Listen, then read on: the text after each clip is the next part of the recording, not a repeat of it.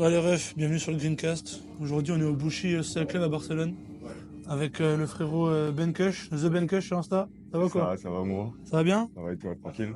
Bon bah ça fait plaisir de t'avoir sur le podcast, hein. À fond, grave, depuis le temps qu'on doit le faire. Ouais c'est vrai, ça fait un bout de temps qu'on avait prévu de se rencontrer. Là on est tous les deux au club. On est au Bushi à Barcelone, on va en profiter de se cramer un. Tu fumes quoi toi actuellement? À fond, là on est sur la Milky Way avec quelques gouttes de Skittles. Ah ouais, la petite rosine là. De la Sagrada. La Sagrada, ouais, je t'ai Ouais. vu mettre ça, ça a l'air d'être pas mal, hein. C'est grave bon. Le mélange des deux, terrible. Ça marche. Et du coup, j'ai vu que tu avais fait une petite marque de pré-roulé aussi Ouais, en CBD. en CBD. Full CBD. Et c'est vendu en France aussi, ça? C'est vendu en France dans des CBD shops. Ok. Et bientôt, il y aura le site internet qui va venir. Et comme ça, il y aura pas mal de trucs. Il y aura des pré-rolls normales, tu vois, full CBD. Il y aura des King Kong Fingers. Il y aura pas mal de trucs. Tu fais aussi les pré-rolls en mode style Moonrock avec de l'huile de CBD et du pain CBD par-dessus. Exact, c'est ça. Ouais, Du tout à kiff fait. par-dessus CBD, ouais. Ok. T'as plusieurs styles de pré-roll du coup? Je vais avoir des normaux, où tu sais, c'est juste pré-roll classique. Ok. On va avoir les styles comme ça, où c'est King Kong Fingers, du coup, avec le pollen autour. Et on a aussi tout ce qui est cactus. Donc, par contre, là, ça va être juste de l'herbe autour. Ok. Ouais, Sympa. les trois versions. Et ça va arriver dans les CBD shops là Ouais, d'ici le mois prochain. Ok. D'accord. Plutôt Hop. cool. Ouais. Et du coup, toi, je voulais savoir, t'as commencé à fumer combien de temps après? Tu te rappelles un peu? Bah, il y a combien de temps ça reste dans l'adolescence. J'ai dû commencer 13, 14. 14 ans? Ouais, 13, 14 ans. Allez, non, plus 14 du coup, en fait, au final. Plus 14. Après, tu vois, c'est avec les copains au collège, des trucs comme ça commence toujours comme ça, ouais. Avec un petit shit. Ouais. Un Tu te petit rappelles bout un de peu de cette résine. qualité? C'était la qualité, comme, hein. C'était en fumée C'était du du jaune à jaune? l'époque. Ouais, c'était plus souvent du jaune. Jaune je me sableux rappelle. un peu là. Ouais, grave à fond. Comment Laïa un peu de l'appelait à l'ancienne ça? Ah, l'Aya, c'était vraiment à l'ancienne. Grave, c'était ça. Tu sais, on les avait en boule de 200 grammes, tu te Ouais. rappelles? C'était Moi exactement j'ai pas ça. connu ça, mais je connais des anciens qui me parlaient de ça justement. Ils me disaient il y avait Et ben Laïa. moi, j'avais ça. Je me rappelle, j'avais commencé avec ça. Les l'Aya en boule de 200 grammes. Mais après c'était plus du coup le jaune sec. Ouais. Et Ouais. du gras aussi, non? Non, et déjà, moi, j'étais jamais trop été fan des gras noirs, tu vois. Ouais. C'est pas pareil, même niveau terme de goût, même pour rouler, tu vois. Quand t'es jeune et que tu sais pas rouler ou nanani, tu vois, c'est toujours galère en plus. Ouais, c'est vrai. Donc le jaune, ça m'allait très bien. Plus facile. Tu m'étonnes. Mais tu fumais de la weed aussi à cette époque-là? Très peu après, j'ai commencé la weed, genre, ouais, 16, 17 ans, un truc comme ça. Ok. Après, j'étais pas un gros fumeur non plus en adolescence, mais j'ai plus connu, ouais, 16, 17 ans la weed, et après, j'ai connu la weed en Hollande, Ouais, à après, 18 ans direct. à 18 ans t'allais en Hollande direct. 18 ans direct en Hollande, avec le permis, direct la Hollande. Et du coup t'as vu des changements de ce que tu fumais toi dans ton À bled et fond. quand t'as été en Hollande? À fond. Ouais. C'est là où vraiment j'ai découvert le monde de la weed, tu vois. Et je me suis dit, waouh. Mais une grosse passion. Ah ouais? Grosse passion du coup pour C'est le vraiment là que cannabis. j'ai ta passion du coup. Ouais, la Hollande, ça m'a. C'est là où ouais, j'ai vraiment vu la passion que je pouvais avoir pour ce produit-là. Et j'ai adoré. J'ai adoré parce que tu as tellement de terres, tu vois, de goûts différents, de Ouais. plantes différentes. Et en Hollande, à Amsterdam, tu avais les coffees, tu vois, qui étaient différents aussi, tu vois. Chaque ambiance était différente. Et pour moi, je trouvais ça trop magique, tu vois. Ouais, Trop, c'est vrai que c'est- énorme, un autre monde. C'est vrai que les coffees sont vachement jolis là-bas à Amsterdam et tout, c'est vrai que c'est sympa. Ouais, c'était autre chose, tu vois. Et puis tout le monde se démène, même dans un niveau travail, tu vois. Pour moi, je voyais pas ça comme un travail. En Hollande, tu vois, à Amsterdam, c'est un travail. Bah, Tu travailles de ça, enfin, tu vis de ça. Comme ici, tu vois. Sauf que même encore ici, c'est encore un autre monde. Ouais, c'est ça, mais en Espagne encore actuellement c'est indifférent. Mais et du coup, c'est à partir de ce moment-là, tu t'es dit que tu voulais être dans ce milieu-là en tant que.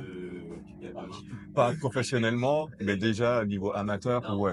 Je savais que du coup, j'allais voilà, m'intéresser au produit. Mais tu voulais pas gros, t'étais plus dans le. J'ai eu quelques petites parties gros. Après, tu sais, quand t'es ouais, chez toi et que t'as pas forcément la place ou tu sais que c'est galère. Ouais. Et en vrai, j'aime pas me casser la tête. Et, Bah, ok. et c'est pas que j'aime pas, j'aime bien, tu vois, faire c'est une plante ou un truc comme ça. Mais ça va pas être ma passion. Ouais. Et moi, je préfère travailler passionnément. Il y a des gens qui sont passionnés, Ouais, tu vois, je parle le fait de faire de pousser. ça. Et je leur laisse ça à eux, tu vois. Bah ouais, non, Ils sont bien meilleurs. Chacun son domaine. non, je crois que t'as raison. Chacun son domaine. Mais là-dessus, sur les gens qui fassent pousser, ils ont la main verte.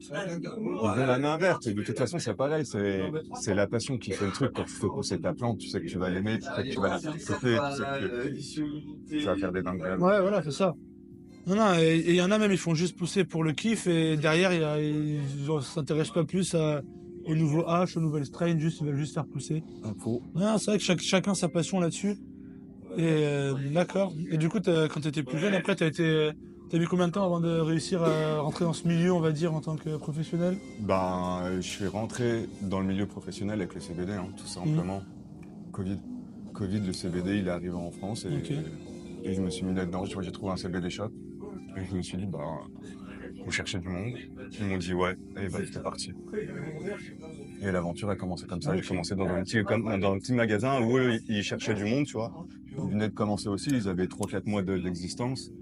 Et ils tournaient vite fait. Et moi, j'ai arrêté avec eux au bout de 3 ans Ok. de vendeur, tu vois, Ouais, avec ok, eux. ouais. Et du coup, on a fini bien, tu vois. Maintenant, c'est le plus gros magasin de la ville. Ah ouais. On a éteint High Society et tout ça. Tous les plus gros, ils sont venus dans notre ville. Maintenant, il n'y a plus que, tu vois. Ok, d'accord. Non, franchement, bien bossé. Et c'est là où j'ai vraiment découvert un domaine de fou, tu vois, où en France, on pouvait faire une éducation aux gens par rapport au cannabis avec le CBD. Ouais, ça, Ça, c'était top. vu que maintenant le CBD c'est légal, tu peux essayer de faire l'éducation là-dessus, même sur le CBD de mauvaise qualité et tout. Parce que c'est pareil, il y a beaucoup de merde en France sur le CBD. Bien sûr. Et du coup, c'est pour ça. Donc, même une marque de pré-roll avec du bon CBD, des trucs comme ça, c'est toujours la bienvenue. Et mais t'es affilié avec des grandes marques du CBD? Non, alors des grandes marques, enfin, oui et non, parce que donc moi je travaillais avec CBZN. Ok. CBZN, ils sont basés à Chalon-sur-Saône et ils ont 3 shops. Ils ont un shop dans une ville à côté qui s'appelle Tournu. Ils ont Chalon-sur-Saône et une autre petite ville à la frontière suisse qui s'appelle Cherquemont, tu vois. Ok. Et non, ils ont vraiment que des produits exclusifs qui sont que à eux et c'est que des bonnes fleurs, tu vois. Ah ouais, C'est ouais. vraiment, ils ont une C'est quoi, sélection en fleurs de fou. c'est gros en Suisse, non? C'est du CBD suisse? Il y a de tout, ça Ok. dépend, c'est eux qui font les sélections. Tu peux avoir de l'italienne, de la française, de la Ok. suisse, de l'espagnol, tu peux avoir de tout. Ça dépend des sélections du jour et du moment. Ok, d'accord. Non, ils sont assez forts et moi je travaille le plus souvent avec eux, tu vois. Ah ouais, ils sont plutôt cool. Non, franchement, non, bah, j'espère que ça va marcher. On est pré-roulé, Ouais, ça, t'es trop gentil. faut essayer de développer ça et je pense qu'il y a des gens. Il y a toujours des gens pour ça. Ouais, bien sûr, il y a toujours des gens pour ça. Et puis ce qui est bien, c'est qu'après le jour où ça devient légal, un jour, tu peux toujours changer la veste et proposer des pré-roulés THC. Il y aura déjà tout qui sera en place. Il y aura déjà ça qui clients. sera en place et ça c'est très intéressant. Après, à côté de ça, avec le CBD Shop, on a mis en place Big Green Consulting, tu sais, Ok, où justement je fais Buntader mais en freelance. ok, ouais. Et là, c'est pareil, ça me permet d'aller dans différents magasins ou différents shops ou de CBD Shop, tu vois. Et c'est pareil, c'est bien parce que tu vois les différentes ambiances de chaque CBD Shop, de comment ils travaillent, qu'est-ce qu'ils proposent comme produit. Et tu donnes des conseils sur l'amélioration. Ouais, aussi, ouais, on fait du marketing, on fait du conseil marketing pour le développement, donc ouais, bien sûr. Et les réseaux sociaux aussi.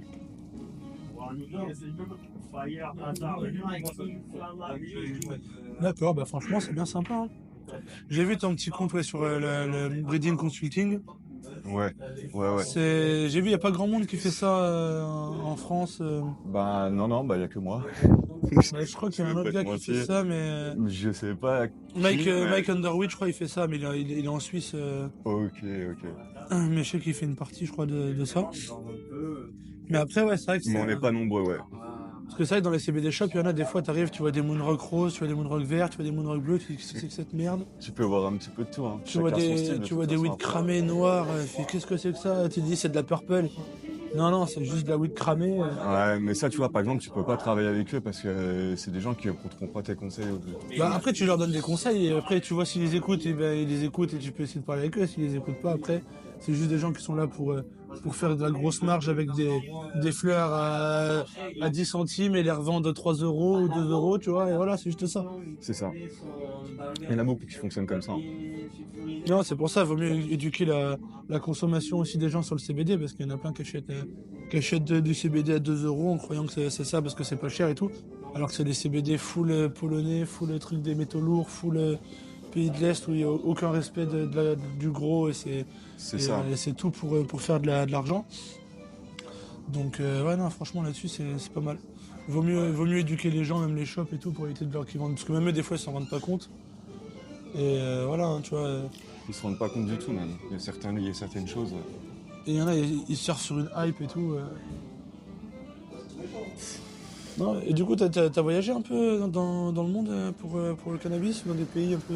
Alors du coup, j'ai beaucoup voyagé en Hollande. En vrai, ouais, j'y allais tous les mois pendant 1 an, j'y allais tous les mois, tu vois. Et parce que je voulais avoir vraiment j'adore apprendre. Du coup, je voulais vraiment apprendre ce milieu-là. Et j'y allais tous les week-ends. Du coup, ouais, j'ai appris pas mal de trucs, je goûtais tout. Je goûtais toutes les plantes, toutes les terres, tous les haches, tu vois, vraiment pour faire la différence, pour me faire mon palais, vraiment pour faire la différence, tu vois, même entre le high, tu vois, qu'est-ce que la sativa, la indica, des choses comme ça. Ouais, même pour se faire le palais, c'est le plus important. Hein, tu sais, si t'as pas goûté X temps de weed. Puis quand t'es jeune, tu vois que t'as plein de questions. Tu vois, ouais, vas-y, faut qu'on tester, tu vois. Puis même les gens, généralement, ils te répondent à tes questions. Et puis voilà, donc quand tu veux apprendre et que t'es passionné dans un club, moi je sais, j'ai beaucoup sauté dans des clubs vers Figueras. Et là-bas, j'étais à l'école avec des anciens. Tous les mecs, dès que j'avais des questions, il y avait des trucs, ils répondaient à tous les mecs connaissaient tout, tu vois, ils faisaient du hash, des hashmakers et tout, tu vois, ils faisaient pousser. Bref, ils faisaient voyager un peu partout et voilà. Et t'apprends. C'est ça, les mecs ils te disent, t'as des questions, ils te répondent, tu vois, ils disent des trucs, ils t'expliquent des trucs sur des gens, sur des trucs que toi tu pourrais pas savoir si toi ils te le disent pas, tu vois. Donc ouais, non, c'est vrai que là-dessus c'est une vraie école de la vie, les coffees, quand tu veux apprendre et que tu veux vivre de ta passion, que tu veux juste être passionné, bah, c'est vraiment faire ça. Moi, pendant un moment, quand j'habitais dans le sud, j'étais tous les week-ends à Barcelone ou même en Espagne, toi, dans des coffees. Tous les week-ends, faut être là, faut être avec des gens, faut goûter des nouveaux trucs, faut se faire un palais, comme tu as dit, pour après avoir un panel pour juger, tu vois. Moi, sur toutes les weeds que j'ai goûtées, j'ai un top 5 de toutes les meilleures weeds que j'ai goûtées, peut-être 10 pour les meilleurs, tu vois. Mais voilà, et genre, j'en ai goûté X milliers, je sais même pas. Tu vois, je pourrais te dire qu'il y en avait 10 qui sont vraiment 5 qui sont vraiment très bonnes, que je me rappelle. Parce qu'elles m'avaient choqué, parce qu'elles étaient excellentes. Niveau goût, tu vois. Mais les autres, tu vois, ils sont noyés derrière tous les toits. Donc si t'as pas goûté des milliers de strains, tu peux pas savoir. Si t'as pas de base du coup sur lesquelles rebondir. Donc non, c'était important de goûter tout, franchement. Ah bah c'est ce que je conseille. Surtout Amsterdam. Ouais. Il y avait tellement de choses différentes à l'époque. À l'époque, oui. Maintenant, Amsterdam, c'est vrai que c'est plus ce que c'était. Hein. C'est pour ça j'ai délocalisé ici. C'est pour ça que tu as délocalisé à Barcelone. À Barcelone, ouais. Maintenant, c'est devenu l'Eldorado, Barcelone. Hein. On est sur quelque chose où maintenant, la Hollande, c'est un truc, c'est waouh. Moi, ça me fait peur là-bas. C'est plus pareil. Enfin voilà, tous les gens qui font de la qualité, maintenant, ils sont plus à Barcelone, en Espagne, qu'en Hollande. C'est plus attrape touriste des gens qui croient que Amsterdam, c'est l'Eldorado des fumeurs. Comme quand t'es gamin, tu te dis, ouais, tu vas aller où pour fumer? Tu vas, je vais aller à Amsterdam. Mais en vrai, non, s'ils n'avaient pas cette hype, par contre, la ville est très bien. Les coffees sont très beaux, la ville est très bien. Mais maintenant, si t'es un passionné qui cherche de la qualité, c'est faut même pas aller à Amsterdam, tu vois. Il vaut mieux venir ici. Après, tu vas payer 100 fois plus cher à Amsterdam. Tu as la qualité, tu vas peiner à la trouver. Mais voilà, si vraiment. Tout va être plus cher de toute façon, Amsterdam. Tout va être plus cher. Voilà, si tu veux l'ambiance Amsterdam, vas-y. Mais si tu veux un passionné qui veut pour le produit, viens à Barcelone, en vrai. Même en termes d'ambiance, hein, de toute façon, tu vois la différence. Parce que là-bas, c'est coffee shop. Ouais. Ici, c'est social club. Et tu vois vraiment la différence. Tu vois, là-bas, tu peux pas t'incruster. Tu vois, dans les bandes de personnes, comme on le fait ici, tu vois, où la rencontre se fait moins bien. Ouais, la rencontre se fait moins bien. Ouais, les connexions se font moins bien. Là, c'est vraiment un social club à Barcelone, tu vois, où tu te poses. Et 5 minutes après, tu peux discuter avec ton voisin et tout se passe. Bah, en fait, c'est ça un peu le truc, c'est que du coup, social club, c'est un peu le base de ça, dans le sens où c'est un social club, quoi. C'est pas un coffee où tu viens pour acheter, où il y a un but vraiment financier. Normalement, de base, social club, tu viens acheter les weed des growers, mais t'es dans l'association, tu vois. C'est ça. C'est une association. Un coffee, t'es pas associé du tout, t'as pas d'association, t'as rien du tout, t'as pas de carte de membre. Tu viens, t'achètes, tu fumes et tu te casses, tu vois, c'est tout. C'est vrai que c'est plus sociable. Tu peux plus parler dans les trucs à Barcelone qu'en Hollande, ou même là-bas, ils sont plus figés, les gens. Ouais. C'est vrai qu'ils sont plus fermés. En tout cas, pour les passionnés, ouais, vaut mieux venir à Barcelone, en Espagne, c'est vrai que c'est quand même le mieux. Quand même le mieux du mieux. Je trouve ça plus convivial, ouais. Et du coup, t'as pas fait d'autres pays Ou c'était légal la weed ou t'as fumé de Non, la weed? après, bah, du coup, j'ai fait l'Espagne et après, j'ai déjà été aux États-Unis, mais Ok. du coup, j'ai jamais eu d'expérience là-bas. Donc, T'as pas fumé je tout peux pas- là-bas? Non, non, j'ai pas Ok. fumé du tout. Donc, je pourrais pas te dire. Après, j'ai eu des expériences en Belgique ou des choses comme ça. Ok. J'ai des très bonnes expériences en Vous Belgique. avez trouvé des bons produits là-bas? Ouais, je trouvais toujours des bons produits. Ouais, c'est quoi, à la En rue du coup général, ouais, bah oui, hein, tu connais. Après, c'est souvent de la bœuf, souvent du de la matos, bonne bœuf de hollandaise, la un truc bœuf comme ça. hollandaise, ouais, ouais, allemande, tu vois, allemande, hollandaise. Très fort, tu vois, très fort, mais très très bon. Ok. Bah non, non, franchement, c'est bien sympa en vrai. Et du coup, ouais, tu te rappelles toi un peu quand t'as fumé tes produits à l'ancienne là et le jour où t'as fumé un vrai produit? Par exemple un WPFF ou une rosine ou quelque chose qui t'a dit ah ouais putain il y a ça. C'est Bah, là où, non, en vrai, un vrai bon souvenir que j'ai, ben, genre à Amsterdam, c'est la première année où j'avais fait un nouvel an, où ils avaient sorti les extractions en Lemonize de ok. chez Greenhouse, tu vois, En live rosine? en live resin. Et tu vois, ils vendaient ça en crumble et en plaques, tu vois, si tu prenais, tu sais, ils vendaient ça en mini plaques, tu vois, de Ah ouais. resin comme ça, c'était trop beau, tu vois, on hallucinait avec mon pote. Mais c'était vendu combien ça à l'époque? Très cher. Ah ouais? C'était vendu ça très cher, c'était, je crois, 90 balles le gramme.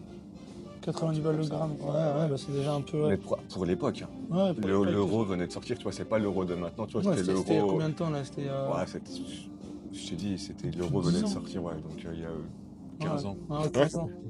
Ah, même Ouais, plus, ouais. ouais, il y a 15 ans à peu près, ouais. Entre 10 et 15 ans. Donc, ouais, ça c'était vraiment un super souvenir parce que c'était la première fois que je goûtais de la live resin. Ça se fumait Super comment ça? lemonade, comme une live resin comme ça. En fait, on prenait un petit tools, tu vois, en métal, et Il y avait déjà des dabs et tout? il n'y avait pas de dab. Ah, il n'y avait On pas de faisait dab, ouais. on faisait un joint d'herbe Ah et oui. tu le chauffais, et du coup ça faisait tes petites gouttes. Oui. Et on Oui, mettait 2-3 gouttes c'est dedans. ça que je voulais dire dans le fumer comment, genre il n'y avait pas de dab, il n'y avait pas de Non, congélateur, il n'y avait rien non, encore. non, bon, surtout nous à notre âge, on ne savait pas, gros, on avait 20 ans. Elle était quelle couleur la rosine? Jaune. Jaune? Jaune translucide. Ok.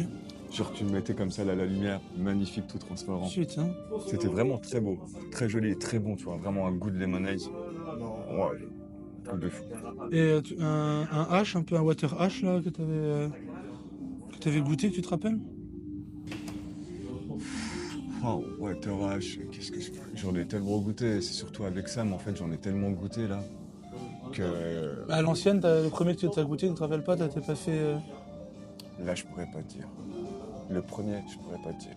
En Hollande, il y en avait à l'ancienne? Non, Il n'y avait pas de water hash. non. Euh, les seuls vraiment que tu pouvais goûter, c'était les Temple Balls ou les trucs comme ça, tu vois, en extraction. Mais moi je trouvais ça pas fou, en vrai. Mais sinon, Water H, non. Surtout que c'était pas les Temple Balls, c'était juste du hash gras qu'ils appelaient ça Temple Ball. T'as Là. tout fait, c'est ça. Et c'est pour ça que je te dis, c'était pas ouf. Moi, j'ai jamais trouvé ça ouf en plus, donc non, ouais, non, non. Toujours rester dans le live rosin, et tout comme ça, tu vois. Ok. Ouais. Et ici au club, alors, ce que t'as bien aimé là, on a fait un petit tour là de tous les produits qu'il y avait là au Boucher aujourd'hui. Ouais, mais du coup, il y a plus grand chose. Du coup, on va plus tout voir ce matin, t'as vu? Et du coup, qu'est-ce que je pourrais dire là en ce moment? C'était quoi que t'avais fumé là, les petits ice là qui étaient bien ça, banana? Euh, le Honey Banana. Honey banana, ouais. Le Honey Banana de chez Cookie Monster, il est incroyable. Je l'adore, j'avais déjà pris la dernière fois.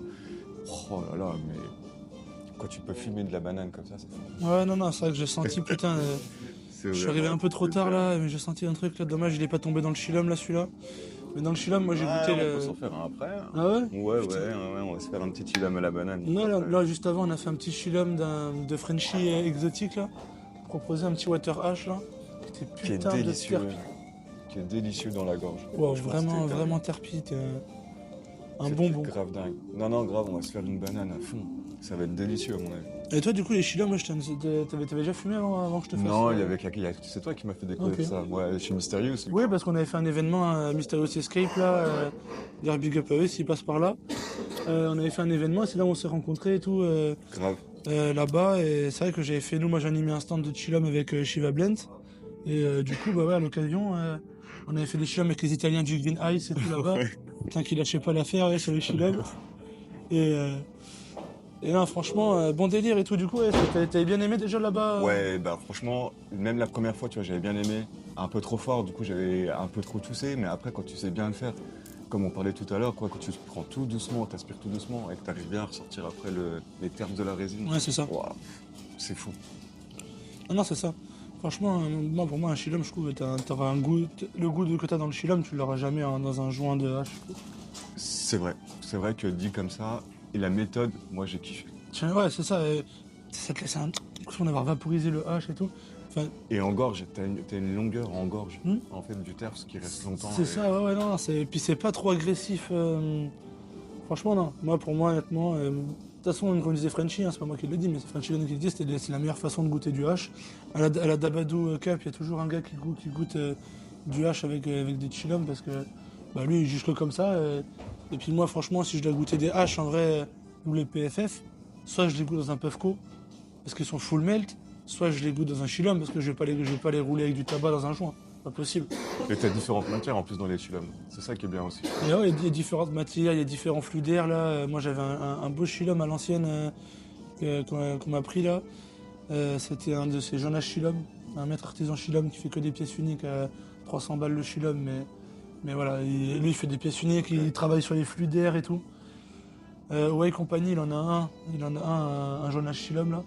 Et franchement, c'est des chillums, tu tires dessus, voilà, c'est parfait. Tu vois, le flux d'air, il est encore meilleur, tu sais, la longueur, la matière. Il fait tout ça en argile blanc, il fait des aillages d'argile. Et du coup, quelle est la meilleure matière pour le chillum? En fait, pour le chillum, est-ce qu'il y a une matière spéciale? Moi, j'ai fait différentes matières, ça n'a jamais influé beaucoup. Après, je sais que en bois, ça n'a jamais été mon préféré, mais peut-être que c'est moi qui dis, moi, tu sais, mon truc. Je préfère en pierre dans le sens où la pierre est plus froide, du coup, ça veut dire que ça garde un peu la fumée froide. Je pense que c'est ça, l'argile aussi. Celui que j'avais pris, Jonas Chillum, c'était un mélange d'argile blanche de Djergé en Angleterre Ok, ok. et de l'argile d'Italie rouge ou un truc comme ça. Une espèce d'argile, ils faisaient un truc turquoise, c'était magnifique le Chillum. Tu sais, ce matin, on avait pris quoi? Hein? Celui de ce matin, c'était lequel? Ce matin, je l'ai fait dans un Chillum en verre. C'était bien. Je l'ai fait dans mon Franchement, Chillum en verre, ouais, parce que pour l'instant, là, j'ai pas récupéré des. J'ai un Chillum en granit de Shiva Blend là, mais le foyer est gros. Et du coup, il faut mettre un peu plus qu'une cigarette. Et du coup, j'ai préféré mettre un foyer plus petit. Ok. Parce que même pour tirer, t'as vu, vu que le foyer est plus gros, c'est mieux de tirer à genre. C'est plus un chillum pour tirer à genre 4-5. Non, là, ça allait, c'était parfait. Ouais, là c'était plus un Ouais. chillum pour tirer à genre 2-3, tu vois. C'est mieux. Et du coup, voilà, en fonction, j'avais sorti sur un granit qui est bien frais en plus, tu sais, ça, une petite incursion. Celui-là, ils sont dispo sur le site de Shiva Blend, là, les chillums. Et c'est des chillums qui viennent directement d'Inde, là, de la vallée et tout. On a un contact des gens qui l'ont fait. Là où j'ai voyagé en Inde. Et c'est les mêmes chillums que j'ai acheté là-bas dans la vallée, tu sais, ça doit être des fabricants, des artisans là-bas qui font ça. Enfin, en tout cas, un vrai bail, franchement, c'était vraiment sympa. Cool. Non, c'est vrai que c'est vraiment une bonne méthode. Moi, j'aime bien. Franchement, j'adore. Ça te laisse vraiment un putain de goût dans la bouche, c'est un truc de fou. Ouais, c'est un truc que les gens connaissent pas forcément, mais je connaissais pas, tu vois. Quand je suis parti en Inde, je me suis dit, je vais découvrir ça là-bas parce que je voulais pas découvrir ça ailleurs. Je savais que ça existait, mais je voulais pas découvrir ça en France. Je voulais que quand je fasse mon premier chillum, je voulais que ça soit the best, tu vois. Je voulais le faire dans l'Himalaya, à Manala, t'as vu, avec la cream, mais je voulais que ça soit vraiment mon premier chillum. Et du coup, bah, quand je suis allé en Inde, j'ai attendu d'être en bas de Malana, que le mec, t'as vu, que tout vienne à moi, tu vois, parce que moi, j'avais pas de chillum. Mais là-bas, tout le monde fait des chillums dans le bas de Malana, t'as vu, ça fait même le patron de l'hôtel dès que je suis arrivé. Et il me regarde, il me fait. Même le patron de l'hôtel. Ah, bah, le patron de l'hôtel, il me regarde, il me fait, t'es français? Je dis, il me parle en anglais. Je dis oui. Il me fait, ok, il me fait, tu fumes le chillum? Je dis oui. Il me fait, il me prend dans ses bras, il me fait, ça fait plaisir, putain. Ça fait au moins 2 ans, j'ai pas vu de français qui fume de chillum et tout. Et il me dit, tiens, je sais, c'était une guest house, t'as vu, c'est un mec, c'est un gars, ils ont une grande truc en tôle. Et après, ils ont d'autres petites maisons en tôle, t'as vu, mais c'est des maisons en tôle, tu vois, c'est des trucs en tôle. Dans l'Himalaya où il fait 3 degrés la nuit. Hein. Ouais. Voilà, c'est un truc de fou. Et ces petites maisons en tôle là, du coup c'est ce qui sort de chambre, donc moi je dormais dedans et tout, il me fait je te mets dans la chambre des Français. Et c'est une chambre où où les Français sont venus, ils ont tagué des trucs sur les murs. C'est marqué Hansel et Gretel, trucs comme ça, voyageurs de je sais pas quoi, on est venu à Manala, et un gars qui fait un chillum en mode je sais pas quoi avec un drapeau français et tout. Que des Français qui ont décoré l'intérieur de la chambre. Là, tu dors sur une planche en bois déjà, tu comprends où c'est que t'arrives. Hein. En plein milieu de l'Himalaya, les fenêtres, c'est des fenêtres, c'est de la tôle. T'as vu, donc il y a pas d'air, il y a ça qui, et les trous d'air. La nuit, il fait moins 3 degrés ou je sais pas combien, tu vois, et c'est caille. T'as des couvertures, t'as genre 10 couvertures. Moi, j'ai dit, pourquoi il y a 10 couvertures? Ah bah j'ai vite compris pourquoi il y avait 10 couvertures. Ah mais tu te les mets les 10 couvertures sur toi, parce que franchement, même moi dans le duvet, j'avais les 10 couvertures sur moi, j'avais juste le nez qui ressortait, tu sais, j'avais le nez, mais il était congelé. Ouais, tu m'étonnes. Après c'est ça, c'est l'Himalaya. Hein. Mais bon, ce qui est bien, c'est que vu que il se lève vers 4h, 5h, 6h, et direct il fait chaud. Même 40 degrés, là, ça pète l'Himalaya, genre 37 le matin, tu vois. Il fait hyper chaud le matin, et après, genre vers 15h, 16h, quand le soleil il se couche en bas des montagnes, il fait froid. Ça veut dire en mode, tu comprends pas, t'as froid le matin, t'as hyper chaud, t'es obligé de te mettre torse nu, ça. C'est gaulerie. C'est l'Himalaya, quoi, c'est vraiment un délire. Et du coup, ce gars-là, il me fait taper mon premier chillum, il me dit, ouais, viens, on va faire un chillum et tout. Il me prépare le chillum. Et on est tous les deux, et il commence à le charger. Il met le tissu. Il appelle un gars qui travaille dans l'hôtel. Et c'est un mec comme un ouvrier, tu sais, qui nettoie les chambres et tout. Enfin, c'est même pas un hôtel, c'est un gars qui dort là-bas, qui nettoie les chambres. De toute façon, il n'y a que 3 chambres dans son truc, c'est pas compliqué, il n'y a que 3 cabanons. Et il pète le chillum, il le donne au mec qui travaille. Le mec qui travaille, il me le donne. Je tire une barre, en plus je tire vraiment bien fort, tu vois, genre je voulais vraiment avoir le truc, tu sais, à 100%. Ouais, Et là je suis comme j'ai fait là, mais comme si c'était la première fois. Ça. Et j'y repasse, et là quand j'y repasse, il me fait Welcome to Malana. Wow. Et là, je sens toutes les montagnes m'écraser comme ça là. Tu sais, genre comme si on m'appuie sur les épaules, on essaie de m'enfoncer. Eux du coup c'est là, eux ils tirent une barre, bam, c'est la fin du chillum, ils se lèvent, ils vont nettoyer le chillum. Moi je suis assis comme ça là, en plein milieu de l'Himalaya. Je vois toute la chaîne de montagnes là, tu sais, où ça fait encore un peu. Tu sais, le sommet est peu enneigé, là tu vois tout au fond, tout est blanc, tout est enneigé. Et toi t'es là, tu regardes le village en haut et tout, tu vois, je fais waouh. Putain. Ah ouais, là c'était un vrai truc. Là c'est vraiment the best chillum. Tu vois, même la phrase qu'il m'a dit Welcome to Malana. Avec ça déjà, ça m'avait encore plus mis dans le mal que le chillum que ce que je voulais faire. Non, franchement, c'était. Ah, ça va être une expérience de fou. Ah ouais. Franchement, vrai dinguerie. Mais d'ailleurs, avec Shiva Blend, là, on a pour projet d'emmener des passionnés, là, sûrement 3 semaines dans l'Himalaya. Nous, on va y aller tous les deux et on va essayer d'emmener des gens parce que nous, on a les contacts et tout. Ok. Et du coup, on connaît déjà le trajet, on connaît déjà tout. Donc, en vrai, on veut essayer de motiver un petit groupe entre 5 et 10 personnes. De venir avec nous pour passer entre minimum 3 semaines. Ok. Parce qu'il faut déjà arriver à Malana, parce qu'on veut aller à Malana. On veut louer un champ à Malana et prendre une semaine où on se met à 10 dans le champ et on se met à faire notre charas avec des paysans locaux, tu vois, pour se faire un petit stock, t'as vu. Et après, de base, on voudrait après faire une autre semaine dans le Kerala, juste à côté. Où c'est là on est en contact avec des farmers indiens qui ont l'autorisation de faire pousser. Ouais, qui ont l'autorisation de faire pousser du cannabis et du coup eux on voudrait aller leur faire du dry sift chez eux et tout. Il y a moyen de faire des bons bails là-bas. Et ça. Donc ça, et après on voulait, si on pouvait, essayer de pousser jusqu'à Goa. Faire une petite partie tranquille, détente, bord de plage. S'il y a le temps, mais sinon ça serait plus axé sur la passion, sur le voyage dans l'Himalaya, le Charas au-dessus de Malana et tout. Et puis par contre, ouais, parce que Malana, là, si on va dans les champs sauvages, c'est un truc, on reste une semaine et on redescend pas. C'est une semaine où on campe dans les champs et tout. C'est un vrai braille. Un vrai voyage, quoi. Un vrai voyage 400. Un vrai weed trip. Et ça, franchement, on est en train de le prévoir là pour c'est septembre-octobre de l'année prochaine. Enfin, du coup, de cette année. Ok. Du coup, de cette année. Là, septembre-octobre 2025. Et donc voilà. Nous, déjà, on y va. Maintenant, on va essayer de motiver des gens, les plus motivés, tu vois, viendront avec nous. Et puis voilà, parce que c'est un délire, hein, c'est l'Inde. Je comprends que les gens tout seuls. Ouais, en plus, ouais, c'est ça. En fait, les gens, il y a plein de gens qui veulent y aller, mais tout seuls, ils y arriveront. Enfin, pas qu'ils y arriveront pas, mais des fois, ils veulent pas y aller tout seuls. Là, dans un groupe avec des gens qui s'y connaissent, lui, Shiva, il a vécu 2 ans en Inde. Je connais beaucoup. Lui, il a pas fait Manala. Moi, il a juste fait Manali. Moi, j'ai fait Manala. Donc, ça veut dire que je connais tous les chemins là-bas de Manala, tous les trucs pour y aller. Okay. Je sais où il faut aller pour récupérer des bons haches. J'ai été jusqu'à Tosh, jusqu'à Zol et tout. J'ai poussé un peu plus loin, moi. Ouais, donc vous connaissez un minimum déjà le terrain. Ouais, moi, toute la vallée, je la connais. Et lui, il connaît un peu tout le reste de l'Inde. Moi, je connais surtout principalement la vallée, New Delhi, Chandigarh et la vallée, je connais. Et après, lui, il a fait un peu tout le nord de l'Inde et tout. Il a beaucoup. Ok, heureusement quand même, ouais, c'est mieux. Ouais. Et après, lui, il voudrait faire aussi un weed trip au Népal. Parce que lui, il a fait tout l'Annapurna à pied. Ok. Et du coup, il a vu des putains de villages là-bas où en mode les gens ils faisaient du hache là-bas, tu sais, des Népalais quoi, qui faisaient du Népalais. Et voilà, et en mode se connecter et essayer d'avoir ce que Frenchy parlait, les Royal Nepali Temple Ball, se connecter avec des moines là-bas Ok. et essayer d'avoir leur hache, c'est leur Nepali Temple Ball, tu vois, qu'ils conservent que pour. Ils la sortent que pour des occasions quand il y a un moine qui meurt ou un truc comme ça, t'as vu?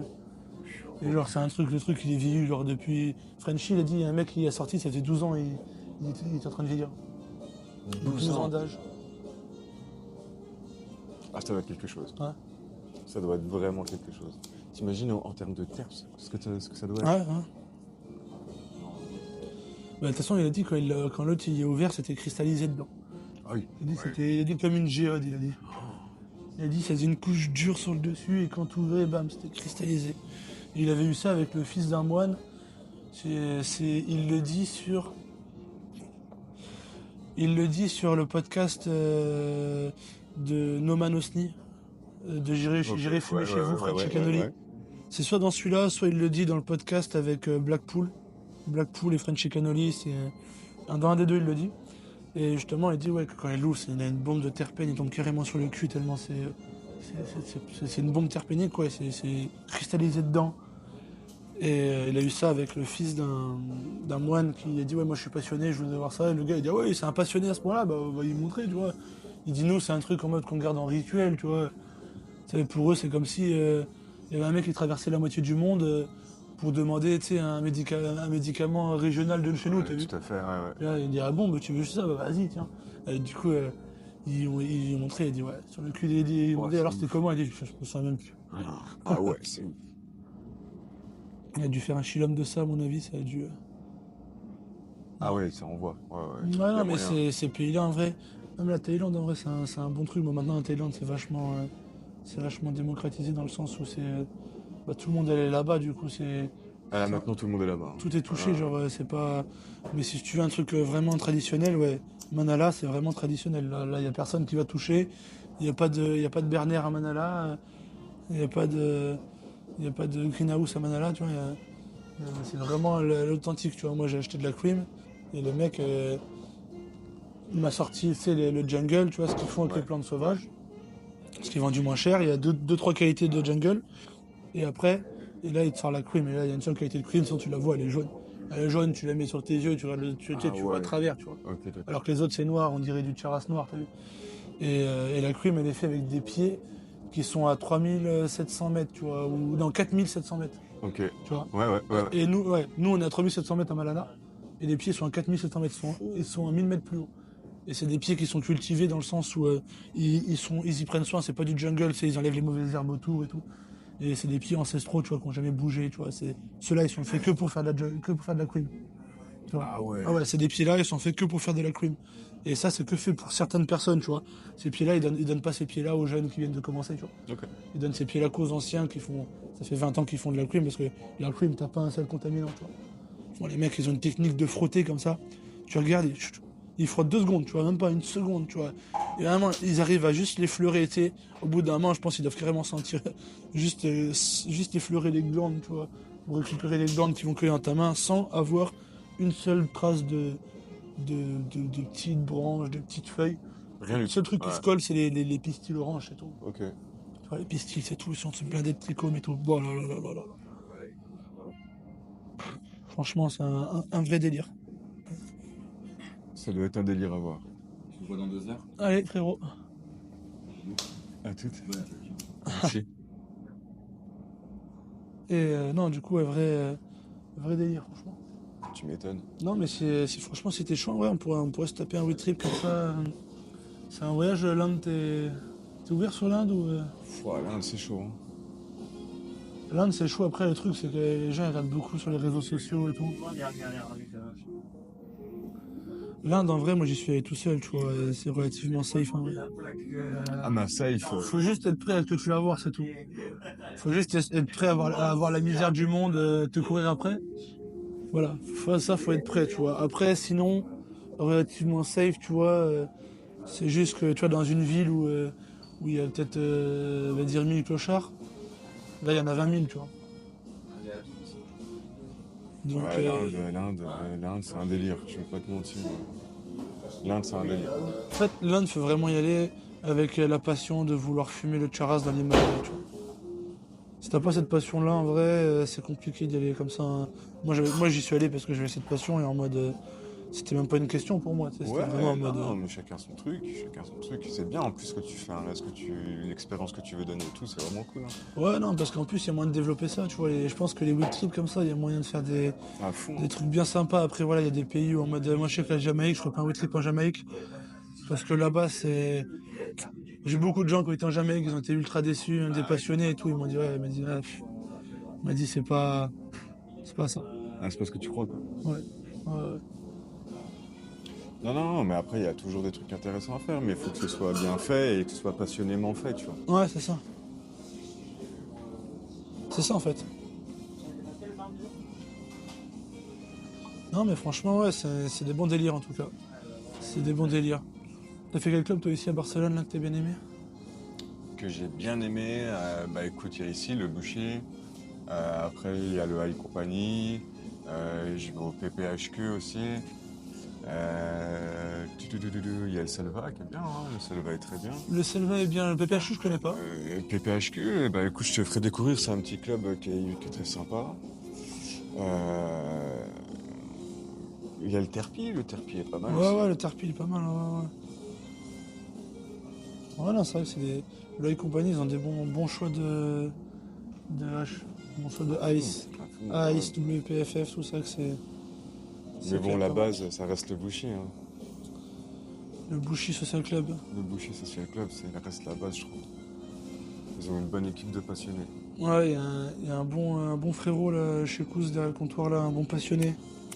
C'est vrai que ça fait plaisir d'avoir des gens derrière qui s'y connaissent quand même. Ouais. C'est pas, tu vois, les autres clubs, c'est un des rares clubs justement que j'ai fait à Barcelone, ou avec le High Company aussi, tu vois, où ils te proposent des vrais matos à un vrai prix, tu vois.